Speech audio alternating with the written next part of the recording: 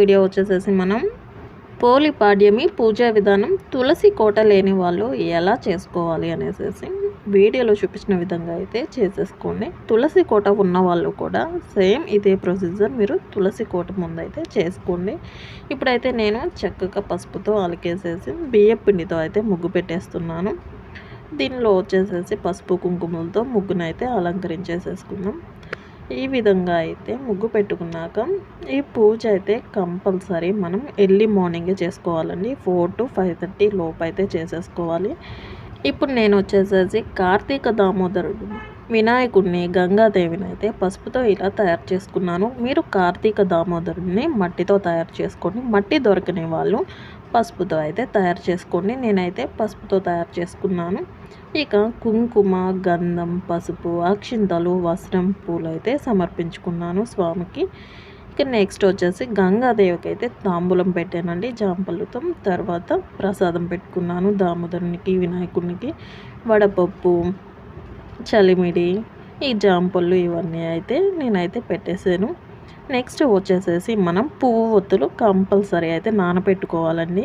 ఇలా పువ్వు ఒత్తులు నేనైతే వీడియోలో ఒక 5 అయితే వెలిగించి చూపిస్తున్నాను. మీరు పాడ్యమి రోజు కంపల్సరీ 33 ఒత్తులు అయితే వెలిగించాలండి. ఆ 33 ఒత్తులు మీరు ఇలా లైన్గా అయినా పెట్టుకోవచ్చు. లేదు అనుకుంటే 11 ఒత్తులు 3 సార్లు 11 ఒత్తులు కలిపేసి పువ్వు ఒత్తులు ఒక ఒత్తిగా ఆయిల్ మొత్తము అయితే పిండేసి పెట్టుకోవాలండి.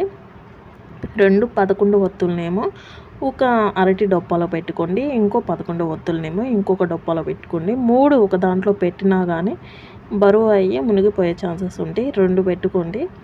ఒక అరటి డొప్పలో ఒక 11 ఒత్తులను అయితే ఇంకొక దాంట్లో పెట్టుకోండి. ఇలా పెట్టుకున్న తర్వాత మనం ఇక పువ్వులు చిన్న పువ్వు అయితే పెట్టవచ్చండి. బరువుగా పువ్వులు పెట్టమన్నారని చామంతి పువ్వులు అయితే వేయకండి. డొప్ప అయితే మునిగిపోతుంది. అందుకని నేను పువ్వు రేకలు వేసాను. దాని తర్వాత మనం అరటి డొప్పాలో పసుపు కుంకుమ ఒత్తులు అటు ఇటు పసుపు కుంకుమ వడపప్పు చలిమిడి పెట్టుకోవాలండి.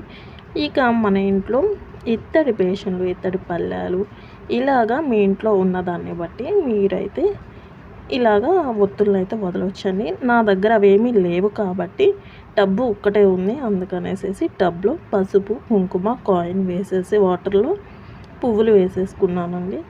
తర్వాత వచ్చేసేసి ఇలాగా మనం తీసుకున్న ఒత్తులకైతే దీపం అయితే పెట్టేసేసాను. నెక్స్ట్ వచ్చేసేసి అగరబత్తి అయితే స్వామివారికి వెలిగించి దీపాలకు చూపించేసేసి అగరబత్తి అయితే వెలిగించుకున్నాను. ఇక ఒత్తులను వదిలే ముందైతే మీరు గంగే చ యమునే చ కృష్ణ గోదావరి సరస్వతి నర్మదా కావేరి జలేస్మిన్ సన్నిధం కురు అనే మంత్రాన్ని అయితే జపించండి. అలా అనుకున్న తర్వాత ఒత్తుల్ని తీసుకొని ఇలాగ మనం దీపాలని అరటిడొప్పులో ఉంచుకున్నాం కదండి. ఇలాగైతే చిన్నగా వదిలేసేసి ఈ విధంగా అయితే 3 కానీ 5 సార్లు కానీ అలా అనుకోండి. ఫస్ట్ అయితే మంత్రం చదవాలి. తర్వాత నమస్కరించుకోండి పూలమ్మ తల్లికి. ఎలానంటే ఫస్ట్ వచ్చేసేసి పసుపు కుంకుమలను తీసుకొని మాకు సౌభాగ్యాన్ని ప్రసాదించు తల్లి, వడపప్పు చలిమిడి తీసుకొని మా కడుపు చల్లగా చేయి తల్లి అనేసి నమస్కరించుకోండి. కంపల్సరీ ఇప్పుడైతే మనం కొబ్బరికాయ అయితే కొట్టాలండి పాడ్యమి రోజు. ఇక కడ్డీలు దీపాలు వదిలేసుకున్న తర్వాత మంత్రం అవి జపించిన తర్వాత పూలమ్మ తల్లికి నమస్కరించుకున్నాక కొబ్బరికాయ అయితే కొట్టాలండి. ఈ టైంలో కొబ్బరికాయ కొట్టినాకే మీరు హారతి ఇవ్వండి. నేనైతే కొట్టడం చూపించలేదు. హారతి ఇచ్చేసేసి తర్వాత నైవేద్యం మీద కొంచెం ఇలాగ దేవుడికి చూపించేసేయండి. నైవేద్యం సమర్పయామి అని. తర్వాత అక్షింతలు చేతిలో పట్టుకొని పోలమ్మ కథను అయితే చదువుకోండి కూర్చొని మనసులో కానీ పైకి కానీ. కథ మొత్తం పూర్తయ్యాక మన చేతిలో ఉన్న అక్షింతల్ని అరటి డొప్ప దీపాలు ఉన్నాయి కదండి, దీపాల మీద కొంచెం వేసుకొని మిగిలినవి కొంచెం మన తల మీద వేసుకొని మన ఇంట్లో ఉన్న పిల్లల మీద మిగిలిన వాళ్ళకి